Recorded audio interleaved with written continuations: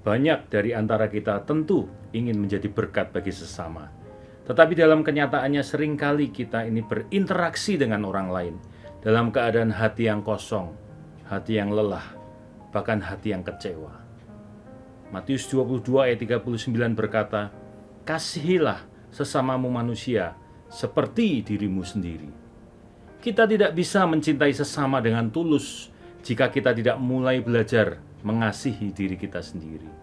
Mencintai diri sendiri tentu tidak berarti egois. Kalau Tuhan melihat kita begitu berharga sampai Dia rela mati di kayu salib, sudah seharusnya kita juga melihat bahwa diri kita begitu berharga. Sebagian orang hidup dalam kondisi menyalahkan diri ketika keadaan sekitarnya memburuk. Ada yang hidup berusaha menyenangkan orang lain dengan mengabaikan batinnya yang menolak. Ada juga yang membiarkan diri berada di lingkungan yang rusak karena rasa sungkan.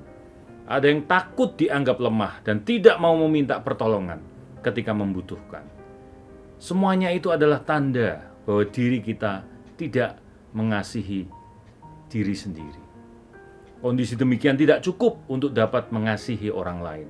Kita harus menghargai diri kita sendiri, merawat tubuh kita dengan berolahraga, asupan yang bergizi. Kita juga merawat jiwa kita dengan tidak mengabaikan stres.